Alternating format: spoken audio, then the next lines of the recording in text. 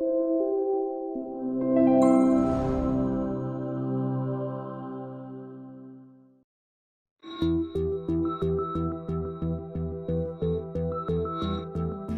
I didn't do this as a poll question because I think the answer is too broad, but the question is, how can we make new hire training real?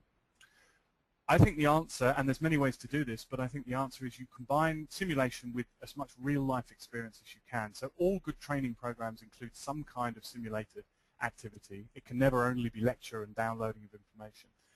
But even better is when you can pull in real data, real experience, real targets. So let's have a look at how we've done that with some of these programs that we're using as case studies. So we're going back to the SAP program. If you remember that in this program, each week combines some e-learning, some offline learning with some real-life field activities.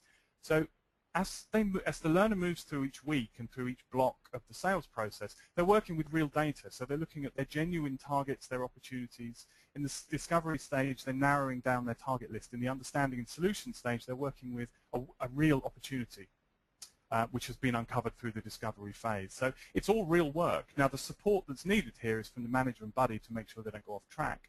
But again, these field activities are so important because by the end of the new hire process, they have been through the entire cycle of a sale with a real client, but with their stabilizer wheels on in the form of their manager and their buddy. So let's have a quick look at what that looks like in action. Here are two activities we pulled from that program. In the first activity, we asked the learner, and this is one of the offline activities, to create an elevator pitch for their manager to explain the understanding subphase of their process. So what we're doing here is simulating the kind of conversation you'd have with a client, although the topic is actually the sales process itself. What it's teaching you to do is prepare for your conversation, deliver in very hard sound bites the core message that you need to get across, and then there's obviously the opportunity for the buddy and the manager to feedback as well. So this is what I call a safe activity. You're pitching only to your buddy and manager. You have very little skin in the game.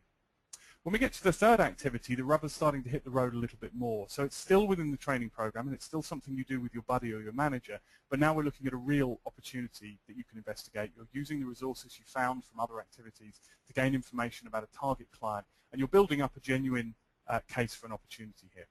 So this third activity, or activity 3, is what's going to become the core of your pipeline when you come out the end of the sales new hire academy and start looking at real work.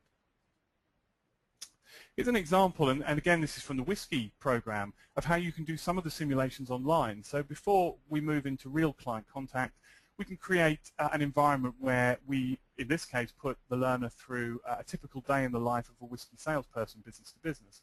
They have 4 different opportunities, 4 people they're going to speak to, and everyone they speak to, they're going to have an opportunity to select the responses to questions that they think are most appropriate. And as they do so, we're measuring their executional excellence. So best answers or right answers are increasing that executional excellence, and incorrect answers are reducing it. Not necessarily losing the sale, but certainly making the sale take longer than it might do. We're putting time limits on this as well. So the learner's moving through the day, and as they move, they're having to make as many sales as they can, but do it in the most efficient way.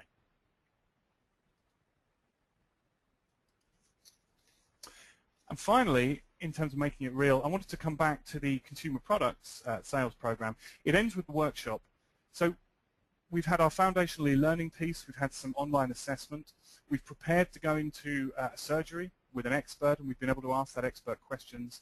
The next phase is to get the real data in and do the real work. So there's a planning piece before the workshop, and the workshop itself is purely focused on actual targets, real prospects, and the accounts that these people will be managing. So by the time we come to the workshop, we've blended from training into real work seamlessly. The learner doesn't realize it, but this is no longer training. This is actually a workshop on real-life data.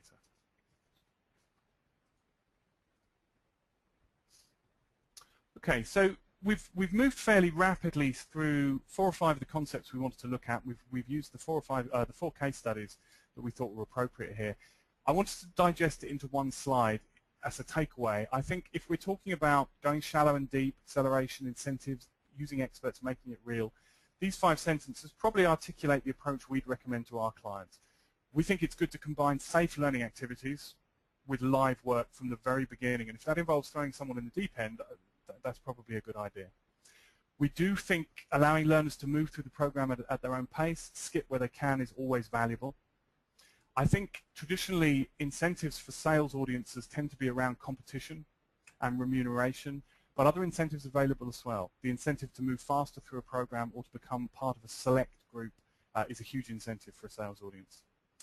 Using experts sparingly, make the most of their time, but also make the most of their impact. An expert lecturing is far less impactful than an expert sharing war stories or responding to genuine questions. And finally, build that real work into the program right from the beginning, right from day one. Okay, so we're at the end of the presentation. If anyone has a question and they're able to put it into the chat window, I'd be happy to try and answer it for you. Otherwise, we'd be available after the session. You have John O'Brien's email. Any questions, or if you'd like a follow-up or to learn more about any of the programs that we looked at today, you're more than welcome to drop us a line. Thank you very much for putting the time aside today. I appreciate you have many calls on your time, and it was a pleasure to share this webinar with you. Please do get in touch if you have any follow-up questions, and thank you for your attendance.